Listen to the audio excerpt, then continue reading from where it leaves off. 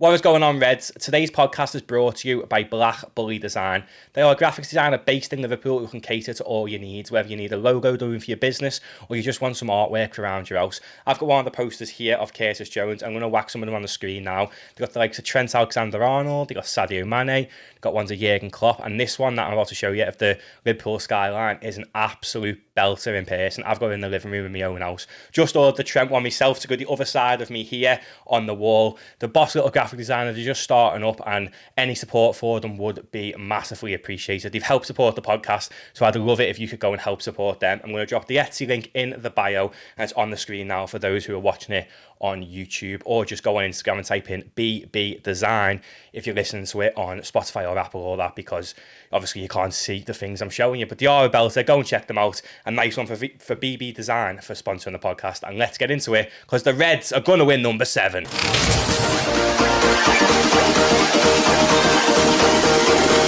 The Redcast Podcast. It is the Redcast Podcast. It is me, Matty Ste. The Reds have had back-to-back wins for once, and I'm joined today by Ste yet again. I think we need to explain this this new intro. Basically, I can't be getting done for copyright, so we've changed. We're a bit more professional, got some voiceovers in and that, and yeah, we're back. How are we, Ste? Smiling, Ste. 2 wins. And I call them both. You need to be honest, I got them both right. You need to start putting bets on, Ste. See, that's the problem. The minute I start putting money on, that's when they start going west. So I'll just keep calling them and keep me money to myself. And just happy to see the Reds keep winning. I know, it's mad. I think the last time we had 2 back-to-back wins was in January or something like that, which is crazy to even say that, innit, when we're speaking about Liverpool Football Club, like champions of England at the minute, and we haven't won back-to-back games prior to the ones we've just had since January. It's a bit scary, isn't it? Enough of madness, and we haven't seen the likes for years, have we? Like, certainly not under Klopp. Don't remember it ever being that bad under Rodgers. So I would probably say, oh God, I couldn't even tell you how far back it was when we had a run that bad. I mean, I hate Roy Hodgson, but we actually lost less games. I think I seen a stat the other day about at this point under Hodgson, we weren't this bad. Yeah. Which made me feel a bit sick. But people on Twitter are calling for Jurgen to be out, but they're mad, aren't they? Like, we should just be counting our blessings that he is our manager. Like, he is the best in the world, isn't he? Arguably, maybe Pep might be one person who you could say, yeah, he's as good as Jurgen, but yeah, Jurgen's the best in the world, isn't he? He was. He's up there, but I wouldn't swap him.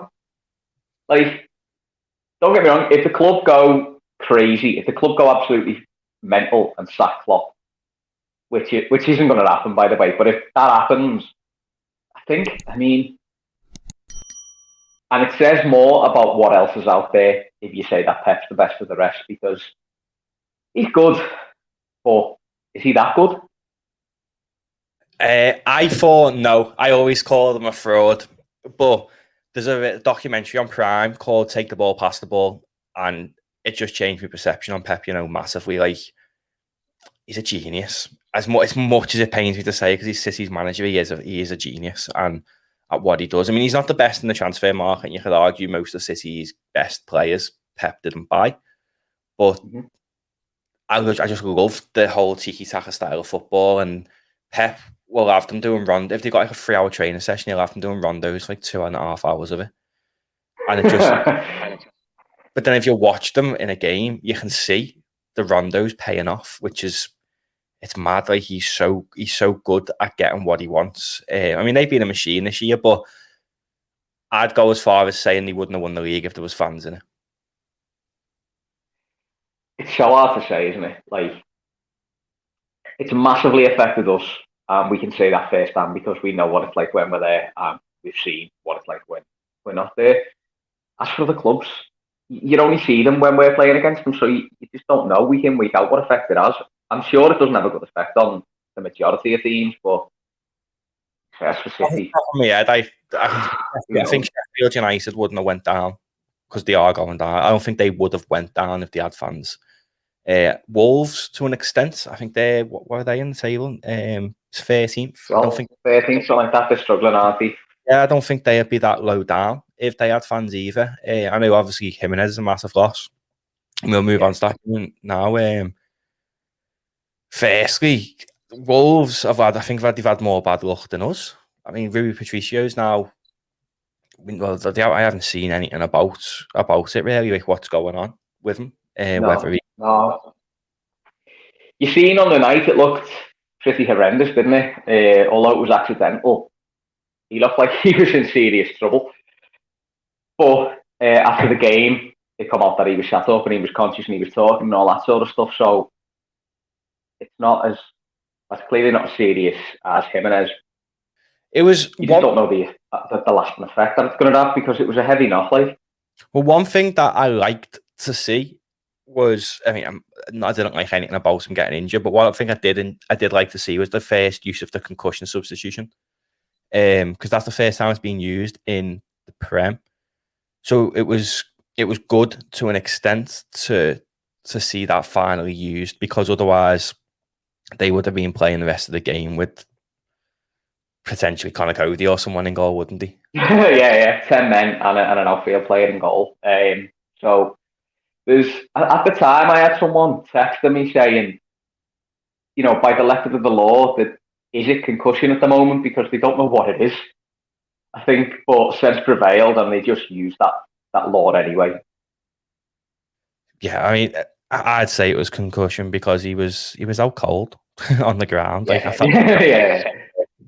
felt awful on Conor Cody. Like, you could just see it broke him really.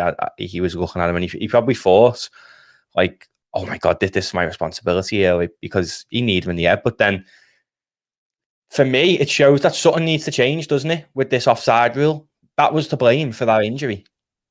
I've been saying this for months and months and months. Like, he was offside. If the flag goes up straight away, that does not happen. Yeah. Simple as. Like, there was a similar one years ago. Remember when Mane took out Edison? Was it Edison? Yeah. Got sent off for it. I think, from my memory serves me right, I think he might have been offside, he might not have been offside. Whatever, anyway, but something like that was always going to happen before they even thought about changing it.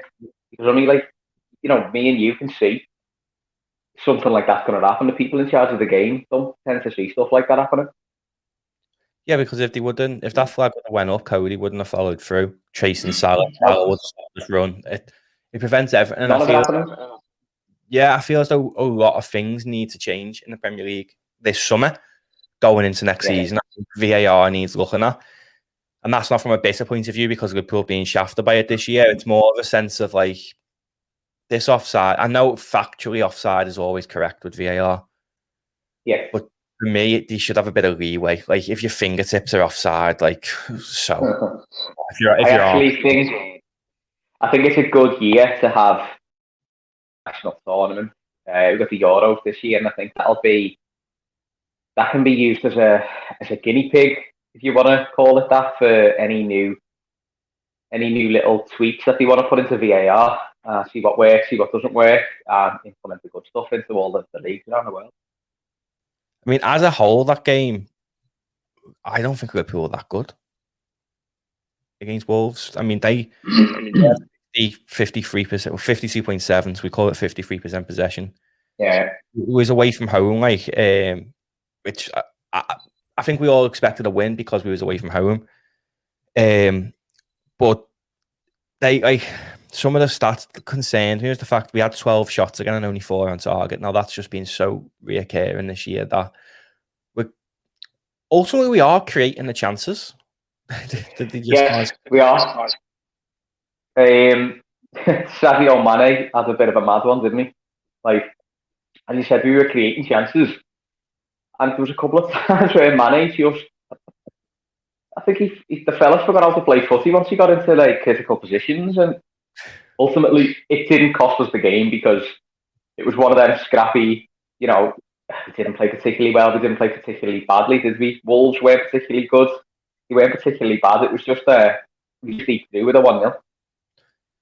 It's one of them games, isn't it, that usually wins you the title, where you just win them. I mean, yeah, not this year, like, but no, not this year, but last year the 1-0s were so recurring with Liverpool, like, and the amount of times we'd win games and the dying embers of it and stuff like that. I know we had this game won pretty early on, before half time, but just like going through some of the stats, it's like one thing I really liked to see was the fact that we had 44%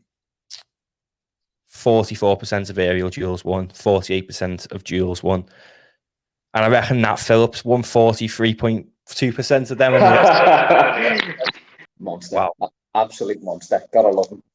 Do you feel worried going into the Champions League game with Nat Phillips at the back? Because to be honest with you, I feel quite confident. I'd go to war with Nat Phillips at the back, let alone a Champions League game. The guy's an animal. The thing he said about there was an for a clean sheet, and he went, "Well, clean sheet's a clean sheet." yeah, he took it well, didn't he? He was made up with that. I like seeing that from players. I mean, I'll hold my hands up and say I didn't want him to play for Liverpool. After the first few performances, he was terrible. We all there was a lot of us saying the same. Yeah, we all preferred Reece Williams. But for me, I don't want Reece Williams near the first team. And that's not being nasty to the kid. I think he has potential to maybe one day make it into the first team. But let's not forget that he was playing non-league football last year, Reece Williams. Nat Phillips has played for Stuttgart. He's had minutes now for Liverpool. But people are saying, the Bundesliga second division, it's not really special. He got promoted with Stuttgart. Yeah, I wouldn't break up that defensive partnership all season now, assuming we don't get any injuries, suspensions, anything like that. I think we've just got to see the season out with them too, if possible. They seem to be settled together. They're playing quite well together. They complement each other quite well. It ultimately means the most important thing is that Fabinho is in the midfield. So I'm all about that. I mean, I think that Phillips and Kabak's a match made in heaven, really, because I'm assuming that Phillips can speak some German. When he played, you would think so, yeah. He played a full season in Stuttgart's promotion season last year. You think he'd picked up a bit? Yeah, and you assume Kabak can speak a bit of German because he was there he was at Stuttgart as well, weren't he? And then he went to Schalke, so he's been in Germany for a number of years, really. I mean, Kabak's English is pretty good. Most Turkish people's English are pretty good, to be honest with you. They do learn it quite a lot at quite a young age over in Turkey. But I'm made up to see him doing well. And I'd go as far as saying I'd keep hold of Kabak and Phillips this year. If we're getting rid of any centre-backs, as good as he is on his day, he's probably one of the best in the world. I'd get rid of Matip because of his injuries. Like, you just can't rely on him anymore, can we? He is one of the best central defenders in the world when he's fit, but he's fit for 10 games a season. Yeah, I mean, you can't rely on him to be fit, and it's a shame because, as you said, he's a phenomenal defender, and he's just a meme, isn't he? Like, the faces he pulls and all that, he's just so entertaining. But other than that, he's a great defender, and unfortunately, I think injuries are going to cost him his career at Liverpool now. I think it's time he moved on. What would you do with Phillips then? Like, I think keep him. But would you say if Liverpool were to go win the Champions League this year, would you sell Phillips while his market value is higher? Because after this, I'd go as far as saying if we had Kabak and Phillips for the whole season, wouldn't be bothered about top four. It'd be done. Like, we'd be fairest or second. So I think other clubs would see that, especially clubs coming up like your Norwiches or Watford or Bournemouth or Swansea. Whoever comes up, that Phillips could be a good option for them, couldn't he, to add some solidity into that back line for them. So do you keep hold of him or do you let him go while his market value is so much higher? I would keep him because I think he's, 23, 24? 23, I think he is. Something like that. I think give him another probably 3 years. That's when if he continues to progress, that's when he'll be at his absolute peak.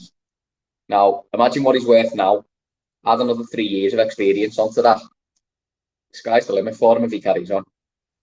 I just proper like him, me. I don't know if it's because I like the old school defender.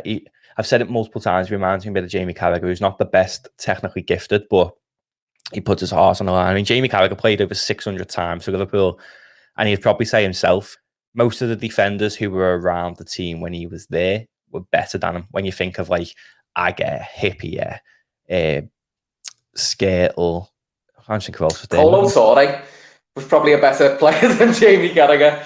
I loved Colo. But he wasn't that good as a footballer, but he played over 600 times for Liverpool because he was someone who just read the game so well. Like his mind, he's probably one of the best football brains out there. Go as far it's more than just kicking a football for him, isn't it? Yeah, I'd go as far as saying if Carragher was a manager, he'd probably be one of the best in terms of football and brains. But he said himself that he couldn't hold it in flipping on people if they didn't do something how he liked it. So it don't make sense why he hasn't went into management. But Nat Phillips does remind me of when you can see his football and brains so good. And I'm half made up for him, really, that he's just bided his time. He probably thought, I'm never going to make it at Liverpool. Probably thought a low move was on the cards this year. But obviously Klopp sees something in him, because if you cast your mind back to the FA Cup last year when Big Curtis knocked Everton out the cup, Nat Phillips got recalled back just for that game, even though we did have other central defensive options in the academy. Nat Phillips got recalled back for that game and then went back to Stuttgart. So obviously Jurgen sees some level of seniorism within him, doesn't he? Yeah, for sure. There's a player in there. You can't deny that. He had maybe had a couple of shaky games at the beginning of the season, but didn't the whole squad, anyone who played, I don't think anyone this season you could say has had a good season all the way through. Well, we had Van Dijk and Gomez when we lost 7-2 to Villa. Speaking of him, Frank de Boer has landed us in it, really, hasn't he? He said Virgil van Dijk's only got 8 weeks worth of recovery. What do you think of that? I think he needs to shut his mouth. It's none of his business. I mean, I'll be honest, the minute I seen that interview, I went on my calendar and looked exactly when it was 8 weeks from that day. You got a little red dot on your calendar. Yeah, it's the last game of the season he could be back for. So, but I strongly believe he's back before then. I think they're saying 8 weeks and he'll come back sooner. But if he's back in 8 weeks, he's back for the Champions League final, you know, Ste.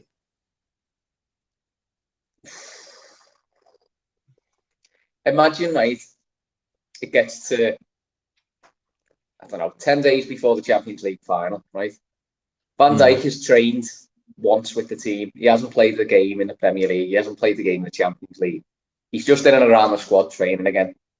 Do you think it's fair to throw him in that team for the Champions League final? Absolutely. Yeah? Yeah. Absolutely. I feel as though we'll touch on a Champions League draw in a minute, but as long as we put Jota first, but I would throw him in. Yeah, I would. Who would you take out?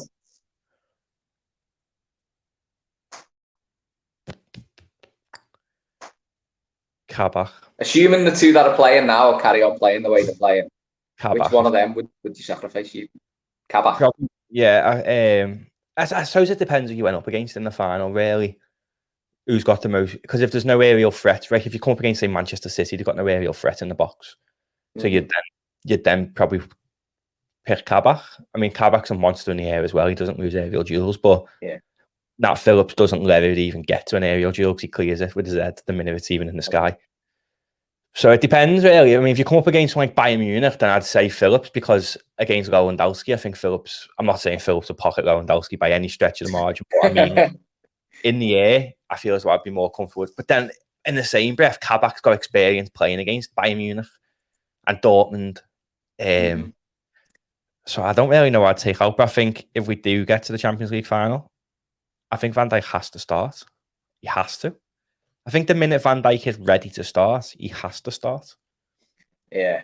I agree. You know, he is the single best central defender in the world, right? Without a question of doubt. He is the best defender in the world. And if he's available, how can you not pick him? But it would seem harsh on the other two, assuming that they've played well. I'd go as far as saying Van Dijk's the greatest central defender ever.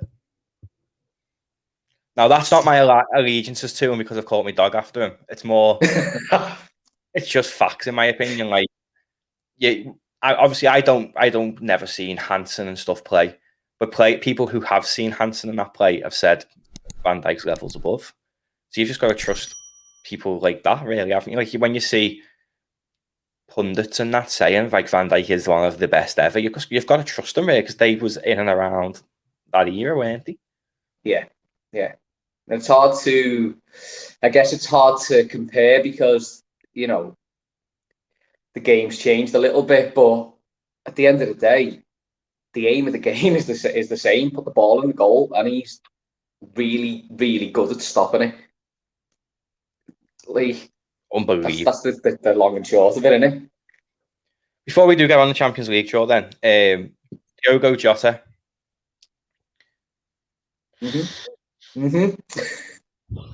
Tell me more.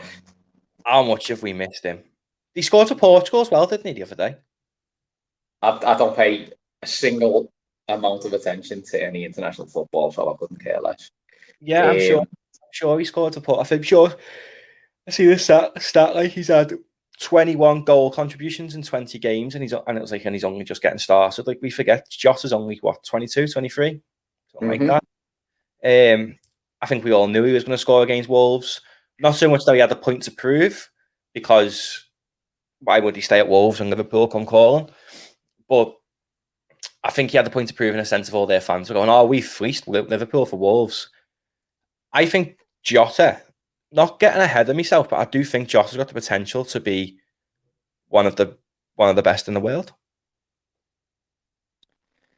Yeah, he's not there now, but he's shown the qualities, and he was flying before he got injured. So who knows what this season could have held for him if he hadn't got injured.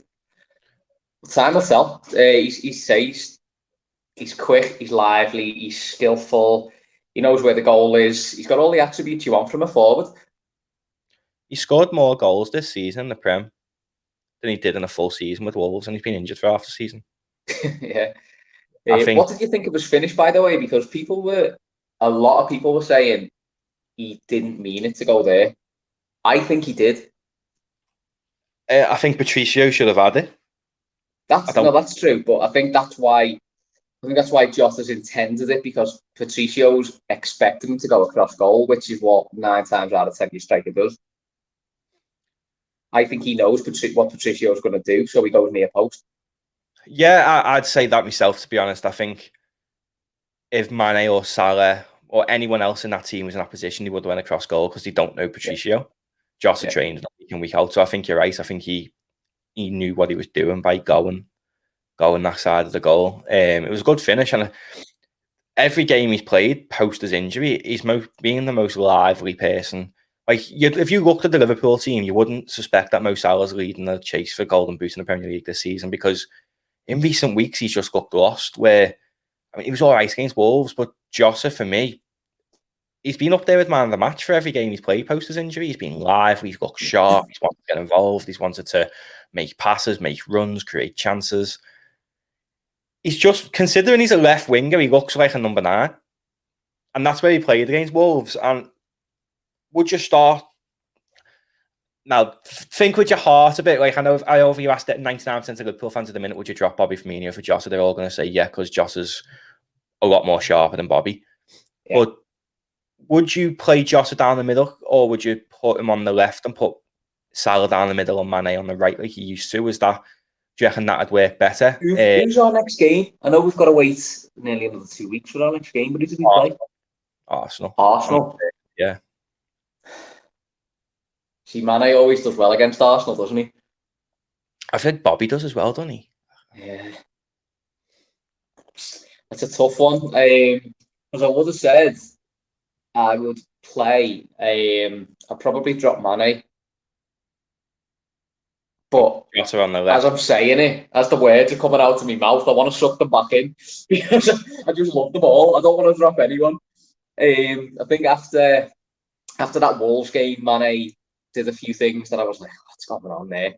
So I would go so far as to say I would play Salah on the right Bobby down the middle, and I put Jota on the left, and I put Mane on the bench. I'd agree with you. I would.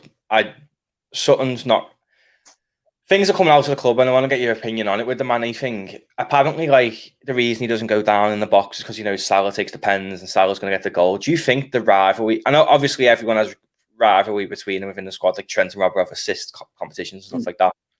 Do you think the rivalry with Salah and Mane is as sour as that, to the point that Mane won't go down in the box because, Salah will score a pen? And I was watching the game the other day, and even when Jota scored, Salah didn't exactly look over the moon that his teammates had just put the team in front. And I would hope not. I really would hope not. You would want your players to want to win the game regardless of who scores. Personal accolades, great, but they should never, ever, ever come before the club. I don't care who you are. And if you ever find that, like, if anyone at the club finds out that that's true about Mane, I think he'll be gone so fast. Or would you rather not get Salah go? I feel as though Salah's Mane just seems like he's too nice. Where part of me sometimes looks at Salah and thinks, yeah, you are a bit selfish. But I'm not complaining. I want a selfish goal scorer because that's what wins your football matches, and I love him. But he still gets his assists as well, doesn't he? If you look at his numbers. Not that many though, considering how many spaces he gets into, and that, like, there's been a few times he could have squared it to Mane and hasn't, and I feel as though that's where it might have started, because there's been so many. You think back to last season, I think it was, when Mane came off and was fuming. Salah hadn't squared it, and Salah had already scored. Yeah, there was finger pointing and all that going on, wasn't there? Yeah, I mean, I think if Mo Salah scores first in the game, Liverpool play well better because that pressure's off him, and you feel as though. With Salah, part of me thinks because he was written off for his whole career, then had to go and find himself again. Like, he tried to come to the Prem and was awful with Chelsea. Had to go and find himself, and he's come back as one of the best in the world. I feel as though to be one of the best in the world, you've got to believe it. Like, look at Erling Haaland. He's the most arrogant, cocky person you can ever see on an interview. But even like the goal in the Champions League, because the keeper mocked him, he went back up and said the same thing to him and stuff like that. He's so arrogant. But I think you've got to be arrogant, haven't you, to be one of the best in the world? You can't sit there and be... Like, if you want to be one of the best in the world, you're judged on goals. You aren't going to pass it to someone if you're through on goal when you can score yourself. Whether Salah misses it or not, in his head, he believes he can score every chance he has. Yeah. So he's got to be selfish, hasn't he, if he wants to be the best in the world? He has, but you don't want it to be to the detriment of the team.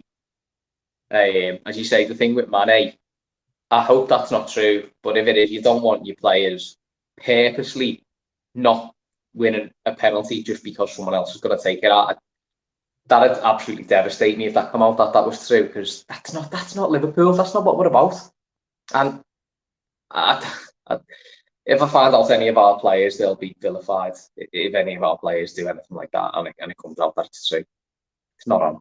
Who would you rather lose on a hypothetical world if we do get Mbappe? One of them's going. Who would you rather lose?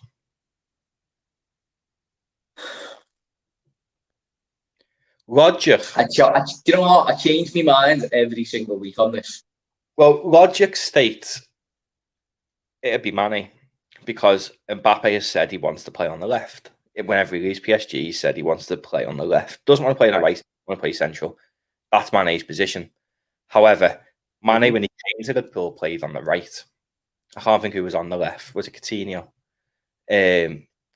But Mane played on the right. And I feel as though you get more money for Salah than you do Mane because of Salah's goal return. Yeah. And I also think you could probably swap Salah for Mbappe because Mbappe's got a year left on his contract. Mo Salah is the biggest poster boy in the Far East, and PSG. Yeah, I mean, Salah's the most marketable, isn't he? Yeah, and the owners of PSG are from the Middle East, so yeah, it makes, even when you look back to the Club World Cup, Mo Salah wasn't the player of the tournament in that. Probably Bobby Firmino, but Mo Salah got, because if Bobby Firmino got player of the tournament in Qatar, there would have been uproar, because I remember watching it, and Salah got handed the trophy, and the whole stadium was cheering, even the Brazilian fans, whoever it was we played in the final, I can't remember now, but they were cheering because in that start, obviously most of the fans who were there were from Qatar and surrounding areas, so everyone was made up that Salah got player of the tournament. And I think if someone said to me, you're going to lose Salah at the end of the season, but you're going to get Kylian Mbappe in, I'd honestly drive in the airport. Yeah, I mean, the thing is, Kylian Mbappe is at the absolute peak of the game. So, do you think he's peaked early though? Do you think he could end up like being like a Michael Owen, or like even to an extent Robbie Fowler?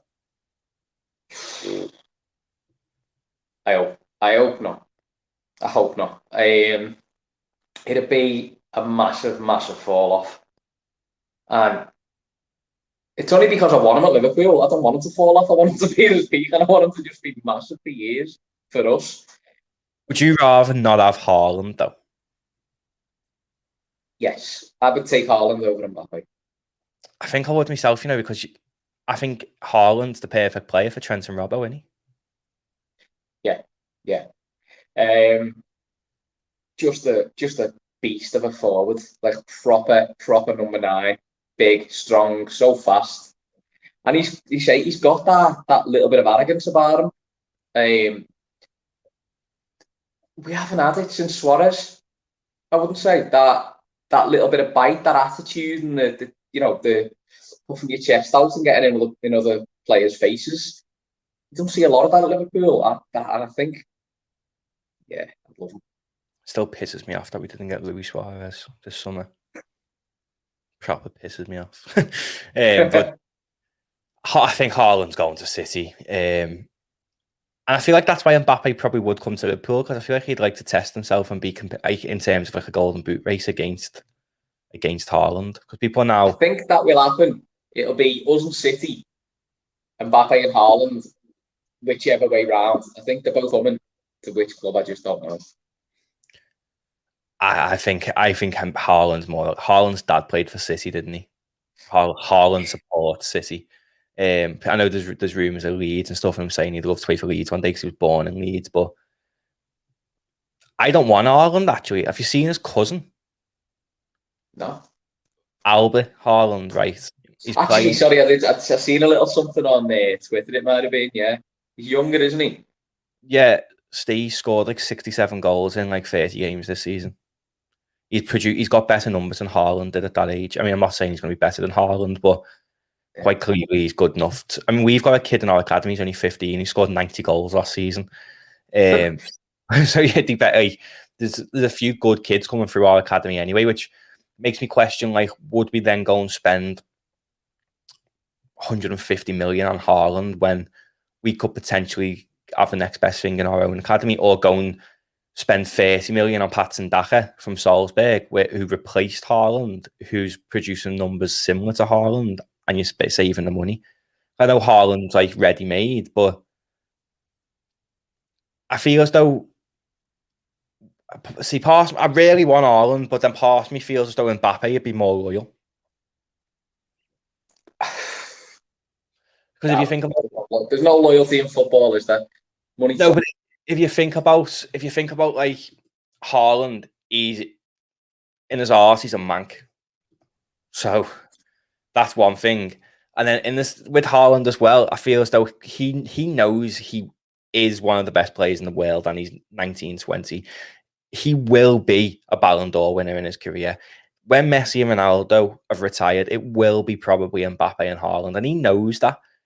So it's just I think it's Coutinho who's like made me worry about people, to be honest, because I just feel as though if like when Real Madrid get their act back together and they've got finances back in place, if they go in for Haaland, it just makes me feel like, yeah, you'd go.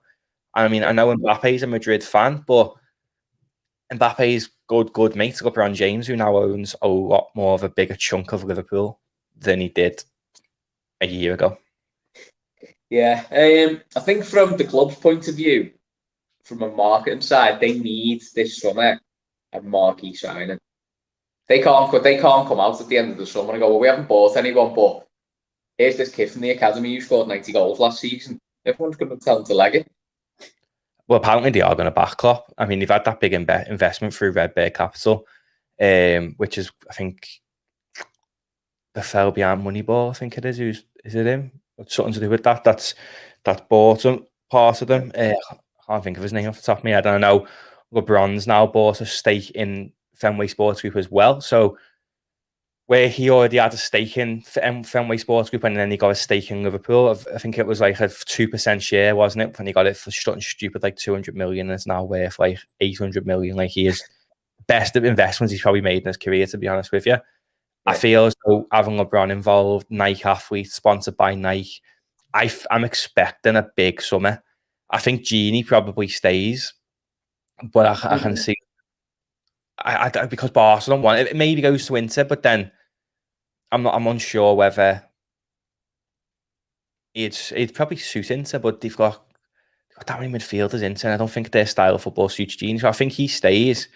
I think most of the teams stay. I think the people who go with the likes of Shaq, Harry Wilson, Shea Joe, Ben Woodburn. Yeah, you've got your dead wood there, haven't you, doing nothing? Yeah. They'll all go. Hopefully Karius finally disembarks, who's still contracted to Liverpool. I mean, his contract's still doing that GoFundMe page to pay for the taxi out of here. I'll drive him there myself. But yeah, I think his contract's at the end of the year anyway. But I feel as though a lot of the deadwood goes this year, and we have the core group of players. I'd even go as far as say maybe the Ox might go, and players like that. I think Kaiser's probably got another season in him, in a sense of he's got to prove himself next year or he'll go. But I think we keep the core group of players. I think the biggest departure will be one of the front three. Where I say one of the front three, I think it'll either be Salah or Mane. I don't think Bobby goes anywhere. And I think we do bring in a marquee sign and strengthen in depth in a few places, like we've been linked with Zielinski again this week. Okay. Then there's Rodrigo de Paul as well from Udinese. I feel as though we're going to tweak just a little bit, maybe get a better cover in for Trent, maybe bring in another centre half. I don't think we bring a keeper in because Keller has as good as you could get as a number 2. Really, I think he could potentially one day even be a number 1, maybe not at Liverpool. And we've got that Peter Luger coming through, Alisson recommended. So I think we only need to make a few tweaks here and there. But I strongly believe if we reran this season again with fans, Liverpool win the league without injuries. Yeah, they're 2 massive big ifs, aren't they? Yeah, I do. But like, if you think once we were top of Christmas without Van Dijk, so I do believe with fans we win the league this year.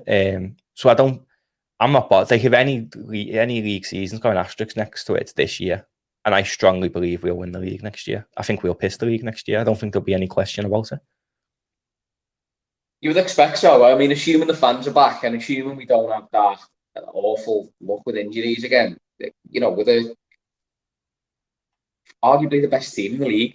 So we should be challenging for that title. Shouldn't be an argument. I mean, obviously this year the fans missing has been massive because we don't lose that many games at all. We just don't.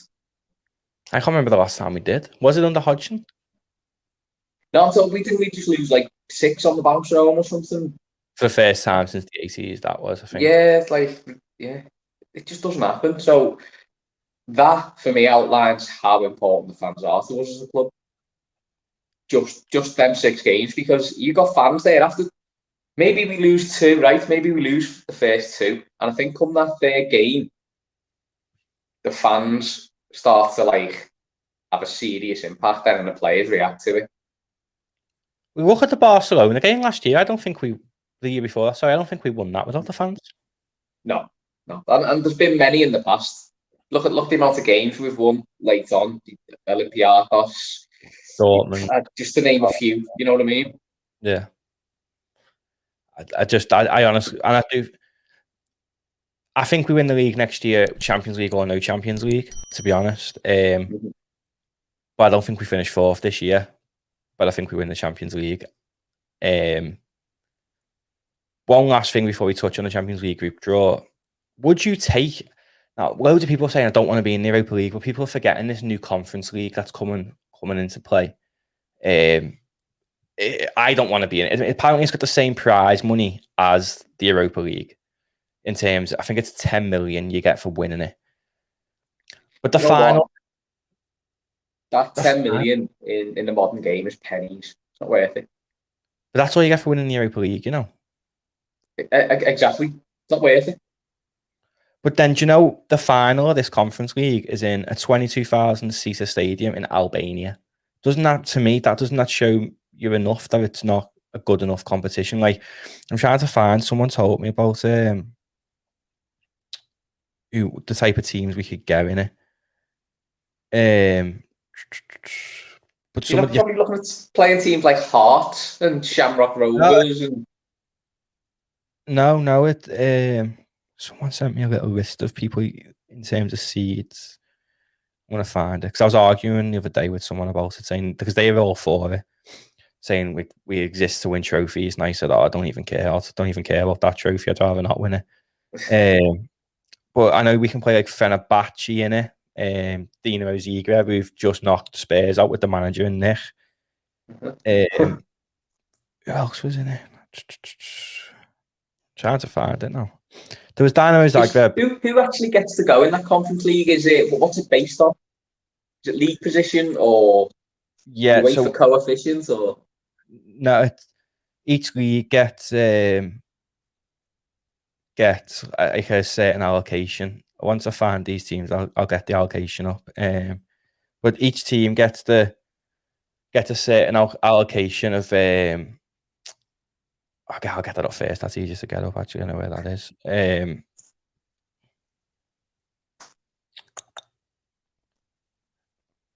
My head's gone here trying to find things off the cuff. So basically, the UEFA are saying to each league, you get 2 spots or whatever.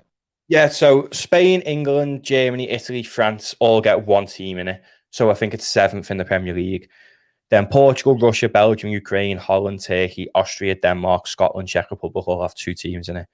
Cyprus, Switzerland, Greece, Serbia, Croatia, Sweden, Norway, Israel, Kazakhstan, Belarus, Azerbaijan, Bulgaria, Romania, Poland, Slovakia all have 3. Liechtenstein have 1 team in it. And then Slovenia, Hungary, Luxembourg, Lithuania, Armenia, and Latvia all have 3 teams as well. They even got 3 teams? Well, that was my argument. So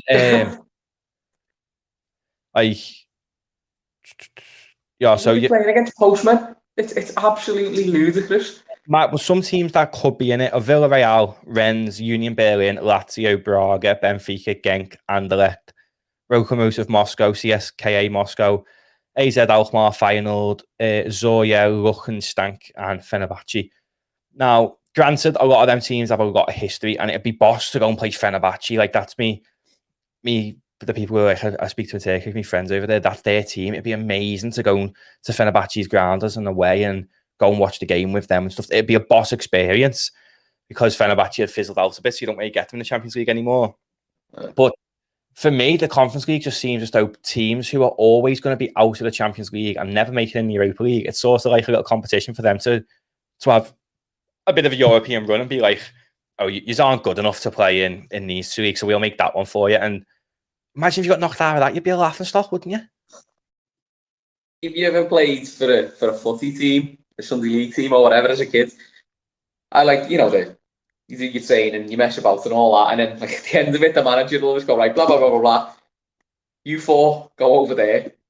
Like, the ones that aren't very good at footy just get put over in the corner, and that's what this Conference League kind of feels like.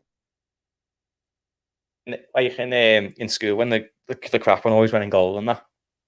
Yeah, exactly. It's like, I'll let them play, but just, not with us. I'd rather Liverpool fans all donate some money and give Liverpool a 10 million and go in that league. It's fair. The thing is, it's a distraction, isn't it? Well, yeah, and imagine if you got a team. Imagine if your group had, for example, you got a team from Turkey, a team from Kazakhstan, and then a team from, say, Croatia in your group. Yeah, Croatia's a 2-hour flight. Bear in mind, the game's a Thursday, Sunday. So imagine if you went and played a team in Kazakhstan, you've got to fly 8 hours there, play the game, fly 8 hours back, and then you've got, half a day's training. You could have City on the Sunday.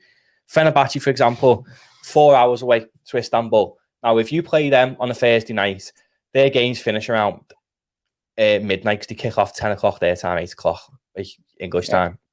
They finish at midnight. 2 hours, you'd say, for them players to have the warm down, get ready, have some food and that, and get back on the plane. They're going to get a land in England like 6 o'clock in the morning on the Friday. Not going to be expected to train that day. So they'll have Friday off because they've just played on Thursday. Then they've got Saturday. Say, for example, we're playing Southampton. We'd usually travel down to Southampton the day before the game. So you've got half a training session on Saturday morning and you're going to play Southampton on Sunday. You're traveling down Saturday night. Like, it's just not good. Regardless of what people think, I don't want to be in the Europa League for the whole Thursday, Sunday situation because it's not good. Like, you think back to when Liverpool had that good Europa League run. We finished 6th. When we got to the final, we didn't get in the Champions League next year, I don't think. Or did we? Look, the arguments about this Thursday, Sunday is no different from playing Wednesday, Saturday in the Champions League. But I just feel like playing on the Sunday, I would much rather play the Saturday. A lot of the time, if you play in the Champions League on a Wednesday, you do play Sunday or Monday. If you play Tuesday, you play Saturday. It's very rare you'll play Wednesday, Saturday. But the Champions League, it's all the best teams in Europe, so it's from the best 5 divisions ultimately that get far. So you're only flying to Italy or Spain or Germany. It's like 2 hours away. You can even stay the night after you've won them and then fly back. So I'm just so against it. That's why I feel as though Liverpool. I'm not saying we got actively lose games in the Premier League this year and play second string players to focus on the Champions League. That's a big risk if you got knocked out the Champions League. Moving on to that Champions League draw, I don't think we could have asked for a better draw to be. I would say that out of the whole teams in Champions League, Bayern Munich probably beat us over 2 legs. PSG probably beat us over 2 legs. City probably beat us over 2 legs. Currently, when you think of we haven't got Van Dijk in that. And I don't fancy Nat Phillips and Kabak against Lewandowski. I don't fancy Nat Phillips and Kabak against Mbappe and Neymar. I don't fancy Kabak and Phillips against Foden, Sterling, Mahrez and crew. That's as good. I think that's as good as we could have asked for. Real Madrid are not at the strongest, and once we go through Real Madrid, which we will, I'm seeing Chelsea in the next round. I'm not. Porto they play, don't they? I see Porto beating them. I think Porto's a team that's going to go under the radar this year.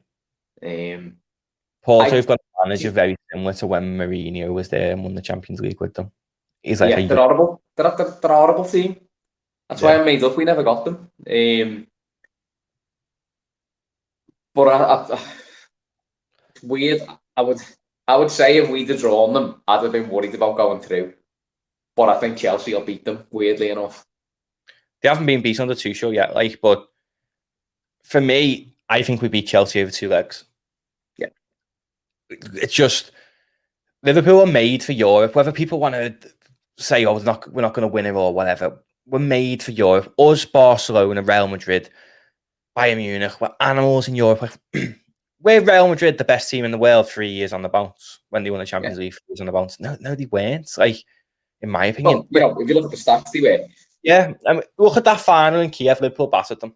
If it wasn't for Gareth Bale and Karius, Liverpool would have won that Champions League final. I know we can sit there and say, it's ifs and buts, but we were a better side than Real Madrid in Kiev. We played a better Champions League final in Kiev than we did in Madrid. Mm-hmm. Yeah, true. So for Real Madrid and Liverpool just have different energies in Europe. So I think we sail past them because they couldn't even name a full bench against Atalanta, and the bench was full of kids. And the fact they've shipped out Odegaard and Bale and that because they can't afford to keep them at the minute it just shows the state of the club. I mean, Benzema is someone we shouldn't underestimate because he can just turn up. But this is a Real Madrid side that are hurting just as much as us. They probably aren't going to win the league. Hazard's out for the season. Courtois has been crap since he's been over there. But they got through Atalanta in the first league. The first league, they only won that game 1-0 the 80th minute. It was the left back who scored. It's just not Real Madrid of old. Barcelona aren't Barcelona of old. They aren't feared giants, in my opinion, anymore. No. But the 3 favourites in the Champions League this year are all the other side of the draw. They need to fight each other before they come and potentially play Liverpool. Now, if we play Bayern Munich, Man City, or PSG in the final, I think we beat any of them. Over one game, we can beat anyone for sure. Yeah, because it's just a look at the draw, really. Isn't it? Anyone can win anyone in one game. It's one game of football. Aston Villa beat Liverpool 7-2. Would that ever happen again? Probably not. So very, very doubtful, isn't it? Yeah, things can happen, and in the Champions League final, there's a good chance fans will be back over there. Not full capacity, maybe half. What a dream! Exactly, and there's a very, very, very, very good chance Virgil van Dijk is back for that final. Because if you're coming up against Bayern Munich with fans in the stadium and B, Virgil van Dijk in the back line, we'll beat them. I mean, Bayern Munich were finished apparently 3 years ago when we battered them at the Allianz. Battered them. Like, we made them look like kids when we played them. We took the absolute mick out of them, and everyone said they were finished. Now they're the best team. You know what? They're just a machine of a club, aren't they? Like, they'll get written off every few years, and then they'll just keep churning through players and buying the rest of the players from the league who are any good. And well, since they haven't bought that many. I think they've bought Alphonso Davies. I think he's come through from the, however they've got obtained him, and Sané. That's my biggest worry about Bayern Munich if we got them in the final is Leroy Sané. I hate him. I love him, but I hate him. Hate that. He always plays well against us, doesn't he, for City? Yeah, he's world class. He is world class. The fact they got rid of him and kept Sterling, he's levels above Raheem Sterling. That's probably the most unpopular opinion in England. Leroy Sané. Players. Talking about unpopular, right? Did you see Harry Kane win that penalty for Spurs? No, did he dive? Oh my God, it was the worst dive I've ever seen in my life, right? So he's running towards goal and he's getting to the byline. And as he's got to the line, right, he stepped. I mean, have a look at it afterwards. Like, he stepped over the ball. So the ball's gone out to play over the byline into the defender. So he stepped a good, and it's a big yard, and he stepped massively over the ball, let the ball go out to play, and he just ran into the defender coming in. The defenders, like, obviously, for momentum, the defenders took him out. He's gone down like a sack of shit and won the penalty. Like, and they're all calling him cute. And I think, no, it's not cute, it's cheating. If Mo Salah done that, he'd be a cheat. Exactly. It's like, just the guy is just a cheat. I hate him. Yeah, I mean, apparently he wants to leave Spurs. That's if City don't get Haaland, I could see him going to City. He's a good footballer. I hate him myself. I can't stand him. But they aren't going to win because I think this final leg and nail in the coffin for him was getting knocked out of the Europa League by Zagreb. But yeah, with the Champions League, I don't think City get past the Dortmund either. You know, City are good this year. They're defensively solid. And Dortmund are terrible at the back. But yeah, they've still got it's going to be 4 interesting ties, isn't it? Who's going to have a point to prove? Who, sorry? Sancho. Against City. Maybe. Haaland. Maybe. Do they need that motivation? Or are they just going out as players to win the game because they're good enough? Well, the way you look at it with Dortmund, they're not going to get in the Champions League spots in the Bundesliga this year. So them players have got to put themselves in the shop window if they want to leave. I mean, I'm not saying Haaland's got to put himself in the shop window. He's already firmly in it. But I mean, Haaland could have a point to prove in a sense of, come and get me. And Sancho can have a point to prove as, you let me go. Now I'm going to go to United and do your head in. Do you know, like that? Like, I'm sure if we think it, they're only human. They must think it too. And then, like, Bayern PSG final it was last year. Now they're battling it out. Do you know what? Unpopular opinion again. I think PSG go through. Yeah, I couldn't argue against it. To be honest with you, that game, it could go either way. Both really good teams with really good players. And Poch is good. You know, PSG have got a point to prove there, haven't they, after the final last year? Yeah, and Poch is also there. I love Poch as a manager. I think he's world class. Yeah. And then, ideally for me, City and Bayern Munich go out, and then it'll be Dortmund, PSG, which would be interesting. Haaland against Mbappe and all that. Yeah. I think what I would really, really, really like is Liverpool Dortmund in the final.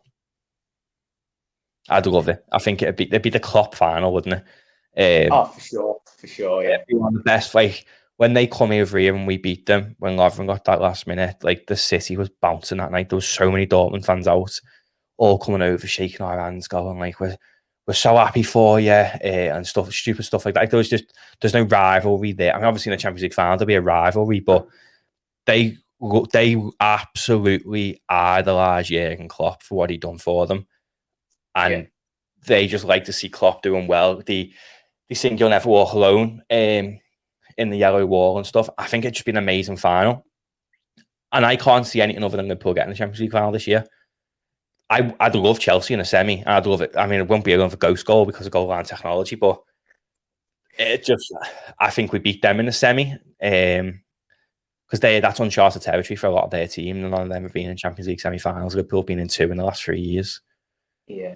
The thing about Chelsea in the semi-final, it might not be a ghost goal, but I would like a controversial moment to win us the tie. Whatever that might be. Just something. When you have just fucked them about 9-0 though. Over 2 Yeah, look, that's always good if you can do that. But I think it gives them a bit more of a bitter taste in the mouth if there was some point of controversy of should it have been, shouldn't it have been. Yeah. I mean, well, it was, so shut up. I mean, for me, I would like Chelsea in a semi because I can't. If Liverpool get past Real Madrid, which they will, I can't see us not winning the competition purely because players like Trent and that, and even so players, you could even argue the Ox, who grew up loving Stevie, but players like Trent and Curtis, who supported the club when they were younger, probably, in fact, how old would they have been in 2005?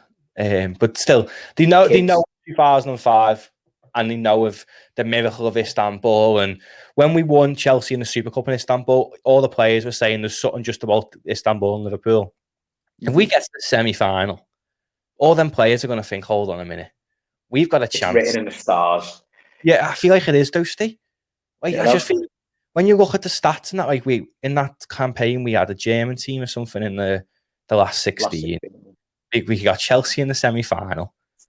It's just Messi and Ronaldo went out in the last 16. There's loads of little coincidences and anomalies that just seem to be matching up this year. If Liverpool win the Champions League and finish 8th, is that a good season? Yeah. Given everything that's happened this year. Yeah, absolutely. I think that the main objective for us is to qualify for the Champions League next year. Yeah. Now, if we finish 8th in the league, yeah, that's a bit shit. But if we win the Champions League, that's job done. You get a trophy and you get into the Champions League next year. I said on a podcast to you a few weeks ago that I wouldn't care if going forward Liverpool win the Premier League 1 year, Champions League next year, Premier League 1 year, Champions League next year. If every season we win, say like next season we win the Premier League, we get knocked out of the Champions League in the group stages. Following year we win the Champions League, we finish 10th in the Prem. Couldn't care because we're still winning one of the biggest 2 cups that we can win every year. Mm-hmm. And I just feel as though I can't see anything else other than Liverpool win the Champions League this season. I don't think there's any other scenario. I don't think Real Madrid beat us. I don't think Chelsea or Porto beat us. And I think once Liverpool get to a final, there's only Bayern Munich and PSG have both. Only one of them I've got a chance at making it to the final. Yeah. If you look at the other side of the draw, Dortmund have been to a Champions League final, but I don't think any of them, that squad has, because it was under Klopp when they got to the Champions League final. City have never got to a Champions League final. So there's only Bayern and PSG. With current squads, there's Liverpool, Madrid, Bayern, PSG. We've got experience of Champions League finals within the squad. Yeah. If Liverpool gets to the Champions League final, 90% of our squad have won the Champions League, haven't they? Because even plays with the only person who has. It's only 2 years back, wasn't it? Yes, the only person I can think of who hasn't is Jota. Because Thiago won it with Bayern Munich last year. If you go through the starting lineup, Alisson won it, Robbo won it, Phillips, yeah, he hasn't, Van Dijk has, Robbo has, Fabinho has, Thiago has, Henderson has, Salah has, Mane has, Firmino has. There's only really Jota who hasn't won the Champions League, so we need to go and do it for Diogo, really, don't we? That's it, yeah, give him a medal. But yeah, can we talk about the latest development you've got through the last couple of weeks? Are you allowed to talk about that yet? I can say go and go and check out our Instagram. We're sponsored by Manscaped. Now 20% off if you use code RED, but the official visual on audio sponsorship starts on April the 1st. But our social media campaign started last week. So yeah, do go check out our Instagram and Facebook and Twitter and find your code there. But I'm not allowed to get into how amazing it is until the 1st of April. Because it is a belter, we used it yesterday. Belter. Yeah. Yeah, probably. But yeah. Before we go, we'll talk before the Arsenal game. That's now I'll speak more about Manscaped because that is just before the Arsenal game. That partnership goes live. But yeah, going to win the Champions League. Do you know what I can see happen today? I can see us winning the Champions League and finishing 4th. Do you know what? 4th is not out of the realms of possibility because there's 9 games left, and we are 5 points behind Chelsea. Yeah, Can be done. But I think, who knows? You know what I mean? What's Chelsea's fixtures? Because Chelsea are still in the FA Cup, aren't they? No. Chelsea have got to play West Brom, Palace. Then they've got an FA Cup semi-final against City. So after they've got to put in between the Porto games, they've got an FA Cup semi-final. And we've got Palace in between the 2 games when they've got an FA Cup semi-final straight after it. Then Chelsea have got to play West Ham. They've got to play City. Chelsea've still got to play West Ham, Fulham in May, so Fulham could be fighting to try and stay up then. Got to play City, they've got to play Arsenal, they've got to play Leicester, they've got to play Villa. There's no easy games at the end of the season, is there? You come towards the business end for everyone. No, I mean, Liverpool, out of the battle for the top 4, I'd say Liverpool have got the easiest running because we've got to play Madrid. We've got Villa wedged in between the 2 Madrid games. Then we've got to play Leeds, Newcastle United, Southampton, West Brom, Burnley, Palace. So I think we've got an easier running, but then saying that Villa battled us 7-2, Burnley took our record away, West Brom and United is just United. So there is no easy games, but I think Liverpool, out of us, Chelsea and West Ham, teams where I can see, I wouldn't rule everything out, but they just seem to be, they've got Pickford injured now for a few weeks, haven't they? So they're playing some kidding goal. Well. Yeah, and they've got James Rodriguez out, but I don't know if he's back after international break. So I think out of the teams competing for top 4, I can only see us, West Ham or Chelsea getting it, but they've got harder run-ins and they've got to play each other. Where that week, ideally, you want to be above West Ham by that week or above Chelsea by like 3 points, and you want them to win and us to win. So we stay 3 points clear, but then they take 3 points off the person who's above us. Yeah. And I can see it happening. I think we can still finish 2nd if teams slip up, and United have been slipping up a lot. I think that's a stretch. I think I'll be happy with 4th, if I'm honest. Yeah, I mean, I would myself. I can see 4th being very possible because mathematically we can still win the league. So we can still definitely finish 4th, 100%. Yeah, nice one. Can we also talk about the numbers on the last YouTube podcast we put out? Yeah, it's done really phenomenal. well. We gained over 130 subscribers, over 1,000 views on it.